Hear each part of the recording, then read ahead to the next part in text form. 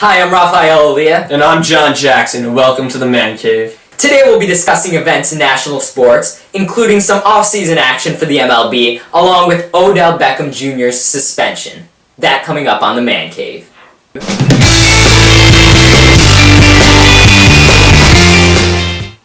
Happy Wednesday. Today is Wednesday, December 23rd, 2015. And first on our agenda today will be standings in the NHL. Yeah, so as of yesterday, I'm going to say that the seedings have been changed for the NHL. Montreal has dropped their last 5 in a row, and the Capitals have won their last 5 in a row. I think that gives the Capitals the number 1 power rank in the NHL as of today, the 23rd. Now, other teams to look out for are the LA Kings with the 20-11 record, Dallas Stars obviously with the 26-7 record, and even Montreal still in that contention, but again, they have not been playing well. Now, next thing we're going to be discussing is the NBA. Kobe Bryant dropped 31 points yesterday in a win, but they are still 5-23. Not a good team. Not a good team. All the focus this season has been on the 76ers and their obvious 1-29 they're record. A terrible team. Don't get that wrong. They are a really bad team. We're not going to defend them. Yeah, but there are other teams that aren't so good as well. Let's bring in New Orleans. The Pelicans, 8-19. not good. Not good. Not good. Portland, 11-19. Not good either. Just not good. And this one is a major one right here because in New York, we've been focusing on Philly, with their 1-29 record, but let's focus on a team in our own backyard, the Brooklyn Nets, 8-20. 8-20. Third worst team in the NBA.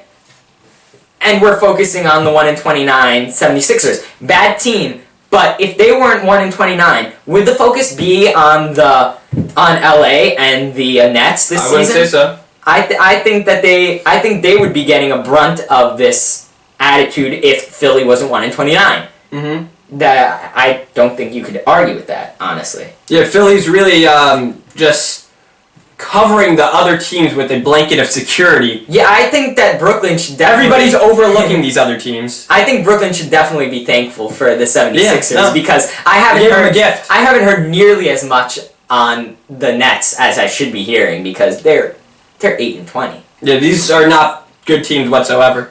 Okay, switching focus now to the MLB. It's still off-season time. There's still signings, still trades.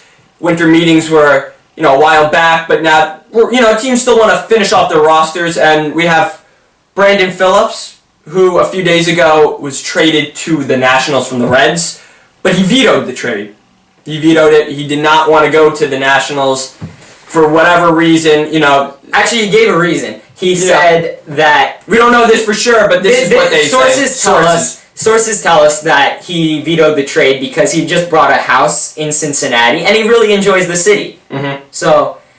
And he might have been getting greedy there. He wanted an extension. And he wants an extension. I still completely disagree with it. I think that... Reds are not contenders. They're not. I think that you go to the contending team in the end, and I think we both agree that...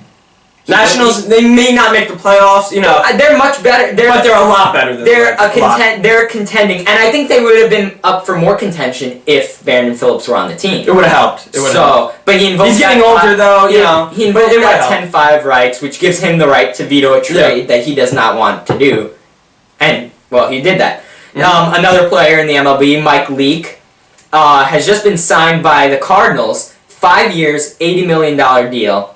That's $16 million per year. It's a lot of money for a guy like him. He's not the best, he's an average pitcher. Now, John has, of course, a little bias being a Mets fan. Yeah. Not a huge fan. He does not like the Cardinals. No. But I think we both agree that they're overpaying him. He has, a 3.70 ERA in the last 2 seasons. So he's consistently mediocre. Yeah. I don't think that's an unfair statement to Mike Leake. Yeah. I think he's a mediocre pitcher. I think they probably could have gotten a pitcher of his caliber for less.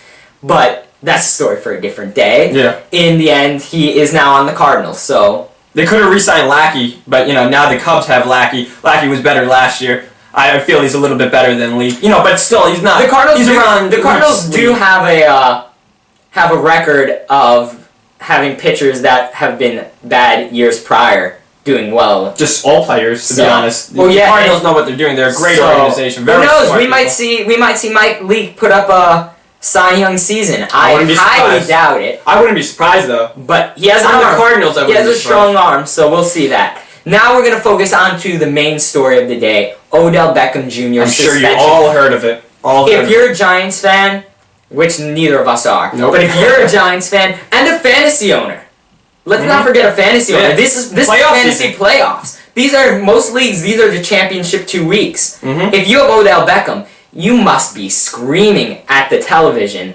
because, as most of you know, Odell Beckham Jr. has been suspended for the game coming up, Giants versus the Vikings. Not only an important game for the Giants, an important game for fantasy owners, and an important game for Odell Beckham himself. He's appealing that suspension, of course, and he's doing that today. So we might get news of that. We should hear news of that later on today or tomorrow. They're not expecting it to be late. But another player involved in that obviously was Josh Norman. Josh Norman, and he has not been suspended. He has been fined, and I find it pretty funny. He's been fined $26,044. You know, and they broke it down. He's been fined $17,363 for hitting OBJ in the head and neck area, and also $8,681 for a face mask. Who comes up with these numbers? I have no clue. If you know how they come up with these numbers, tell us. Please comment in the video below, in the comment section below, because we're very interested to know.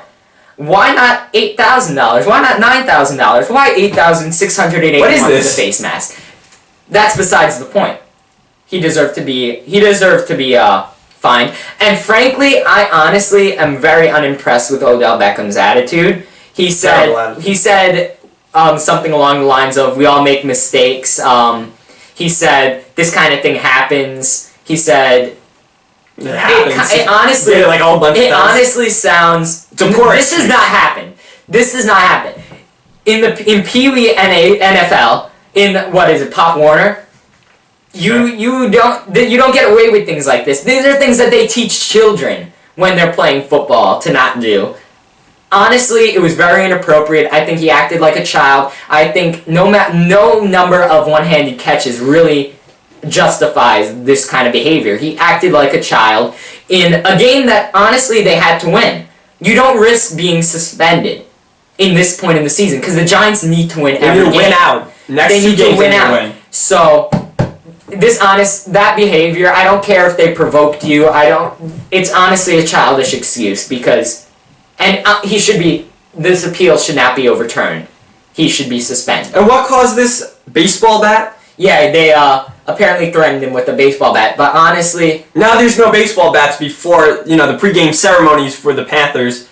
I'm not too happy with that. I think he overreacted for sure. He couldn't control his emotions, and I think that he deserves to be suspended.